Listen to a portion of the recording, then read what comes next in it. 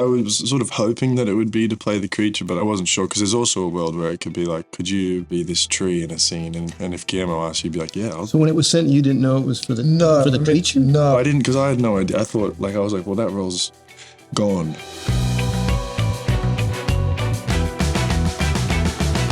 Some of what I will tell you is fact. Some is not. But it is all true. Guillermo Del Toro had me come over to Bleak House, which is his incredible house where he's got tons of strange creatures and figures in his occult library. And it was just a general meeting to come and sit with him. We've known each other in passing for a long time. And so we sat in his kitchen, and for about a couple hours, we just talked about our lives and our dads. And at the end of the conversation, he just said, I think you need to be my Victor Frankenstein. And I said, what now? And so that kind of synchronization happened. And then 2 years later, I was on set. I was shooting something in Australia. I got a call to check my emails. And so I had to wait till I got home. And then went on my email, they were like, you have to read this script by 11 p.m. or something, which was like an hour away. It was a big script, and I can't read. So it's a real challenge. It's a real challenge for me. No, and then I was like, can I read on the weekend? And they were like, you'll learn pretty quickly with Guillermo. It's like, no, you read it now. I read the script, and then the next morning I was on FaceTime with Guillermo, and 3 weeks later I was in Toronto making the movie. Well, reading the script for the first time was really exciting. I was sort of hoping that it would be to play the creature, but I wasn't sure because there's also a world where it could be like, could you be this tree in a scene? And if Guillermo asked, you'd be like, yeah. So when it was sent, you didn't know it was for the creature? No, I didn't, because I had no idea. I thought, like, I was like, well, that role's gone, you know. Right. And then when I found out it was for the creature, sort of the first fear was that you'd essentially just be a giant prop. But then when I read the script and realized that it was from the original text and the creature was a fully fleshed character, it was kind of terrifying. Being on set with Guillermo Del Toro, it is a very joyous experience. He is incredibly gregarious and generous and very open. So there's no secrets. There's no whispering with, behind monitors. Everyone is welcome to come over and take a look. If there's something great, he's like, I like it. And he's like, if he does, he's like, that was shit. So it's just, he's very, very open. It's amazing because for something so dark, there is this passion. I feel like for the rest of my life, sets are kind of going to be a bit ruined. He's such a joy to work with. And I've not met anyone that loves movies the same way that he does. They're in his blood. They keep him alive. Like, he is a creature of cinema, and you can't help but be a part of it too when you're on that set. He fully welcomes you into it. Every day he'd come to work and he'd have a new Blu-ray or a hilarious, ridiculous toilet joke, like which set the tone for the most serious day on set. Like, if it was a tough scene, he'd be like, it's just like relieving your bowels. You just got to shit it out or something ridiculous, Oh, it was so much about kind of giving over and letting go of control. Oftentimes this feeling of like needing to hold on to something or squeeze something out. There was a lot of just like, release it, let go, let's see what's there. And I think for him, it was a new way in as well, because as an animator as well, Guillermo can be quite specific in exactly what he wants, and he's worked with the same crew often.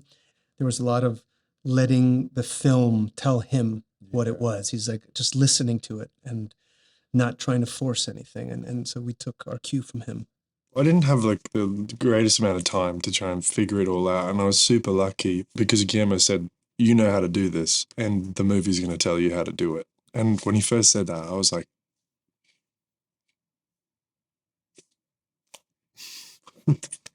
what do I do with that?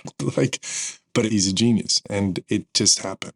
I had an amazing team of people around me. I'd studied Butoh, dance movement, and Guillermo gave me books on children and babies, and you could watch and observe, but it just kind of happened organically. So much of it just kind of came out of the spirit of the film and the nature of the makeup and the weight of the costumes. Often costume fittings can be quite tedious, and they're long, and you're trying lots of different things on, but it always felt like a party going into the costume fitting with Kate Hawley, because she is such a passionate person and was so passionate about the work she was doing, and it just completely inspired. And pushing the envelope, I think particularly with Victor, really leaning into kind of 1960s, early 70s looks. Jimi Hendrix and Prince were oftentimes people we would talk about as far as costume and inhabiting the feeling of the way that Guillermo saw Victor, which was more as an artist than a scientist. As soon as I started putting on some of those clothes and the gloves and the hats and really feeling the pleasure of the character through the clothes that I got to wear. And each one was more extravagant than the next. The costumes that Kate made were real. They were the kind of final pieces to the whole thing, because you had all the makeup on and that would sort of change the way you moved a little bit. And then you'd put this coat on, which had bears on it. And then you had like squirrels wrapped around your feet. And once it went on, you couldn't be normal in those clothes. It was a heartbreaking design and the way that he inhabited it as well.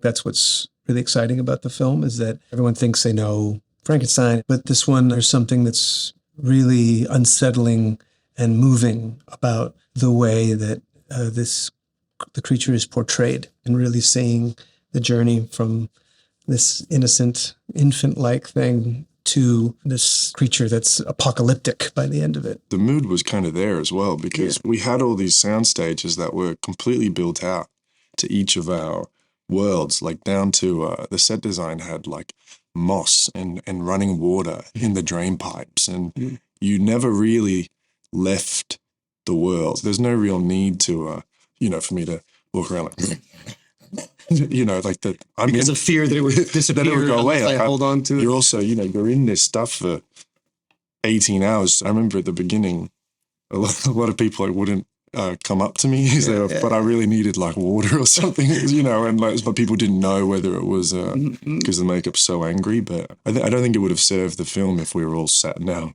respective corners of the studio. No, in fact, Guillermo would have got to get one. Yeah, Guillermo's thing was, it was like we're at a feast, we're at a table. Yeah, there was a creative energy around it that didn't really allow for people to kind of wallow individually. It's the most I've felt at home ever playing a character and shooting a movie. It was the most comfortable I've ever been. But I suppose just personally it was a pretty isolating experience. I mean, we were working so much that you don't really have time to do anything on the weekend. Everyone's lives were dedicated, and Guillermo's particularly. I mean, he's up at 4 a.m. before shooting, editing the film. Yeah. So then we can go in and he can tell us about the edit that he's done already that morning. That's going to apply to the scene for the day.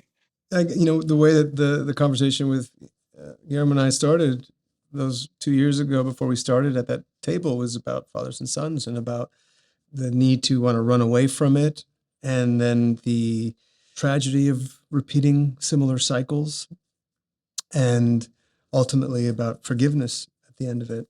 And, I know that was a very personal journey for him. I remember there was a moment in the last scene between us where I said, I want to cut these couple of lines, I think we can just move on right onto this other part. He said, I need you to say these lines. My dad's not around anymore, and I need to say these things, And it was, so that was an incredible moment, because it wasn't even about, making the scene perfect. It was incredibly personal. We spoke a lot about that, and we would have a shorthand about, this is that feeling of like when the mom is just so tired and she's just changing diapers and she just can't take it anymore, and just like, oh my God, kill me. I can't, what happened to my life? It's like really kind of going through all of these, parental moments with the creature. And that is an invention of his, because that's not in the book. Victor immediately runs away as soon as the creature awakes, but he's added this entire childhood relationship that happens. It starts off quite beautiful and breaks apart. It is a family story, and it's about all the kind of terrible and beautiful things, I think, especially between a father and son, that by the nature of that relationship are going to happen in every father-son relationship. Obviously, this is an extreme version. But the hope is that the end of the film offers some kind of solace or hope. I love that Guillermo's whole point was we must live in spite of, who we are and who raised us. And I think that's really kind of beautiful.